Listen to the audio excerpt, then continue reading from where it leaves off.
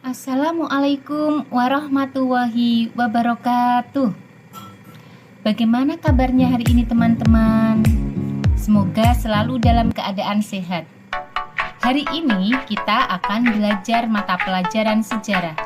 Sebelum mulai belajar, mari kita membaca basmalah terlebih dahulu. Bismillahirrahmanirrahim. Materi kali ini kita akan membahas tentang konsep dasar berpikir sejarah. Mari kita simak penjelasan berikut ini. Tujuan pembelajaran. Dengan pendekatan saintifik, peserta didik dapat menjelaskan konsep dasar berpikir sejarah serta dapat menyajikan suatu kisah sejarah dengan menggunakan konsep berpikir sinkronik dan diakronik sesuai sumber yang diperoleh secara kerjasama, kreatif, dan kritis. Berpikir sinkronik. Sinkronik aslinya berasal dari bahasa Yunani, yaitu sin, yang artinya dengan, dan kronos, yang artinya waktu atau masa. Sinkronik artinya meluas dalam ruang tetapi sempit dalam waktu.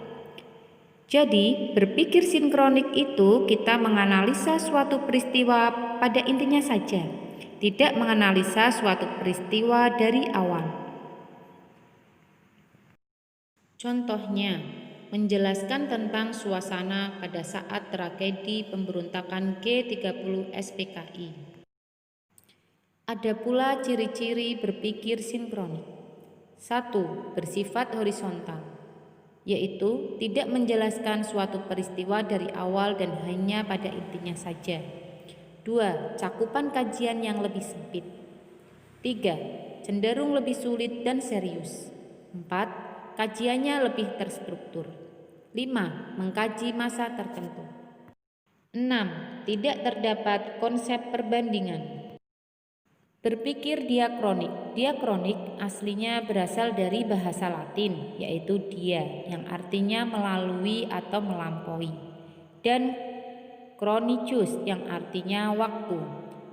Tapi diakronik yaitu artinya memanjang dalam waktu tetapi menyempit dalam ruang.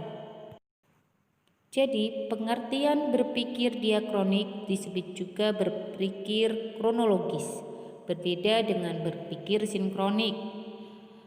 Berpikir diakronik itu kita menganalisa suatu peristiwa dari awal mula peristiwa itu terjadi hingga akhir dari peristiwa itu. Contohnya, menjelaskan tentang pertempuran 5 hari di Semarang. Mulai dari awal mula kenapa peristiwa itu terjadi sampai akhir, atau menceritakan tentang kisah hidup seseorang sejak dilahirkan hingga saat ini. Jadi, berpikir secara diakronik atau kronologis, kita dapat mempelajari proses dari suatu peristiwa bersejarah. Ada pula ciri-ciri berpikir diakronik. 1. Bersifat vertikal, menjelaskan proses suatu peristiwa dari awal hingga akhir.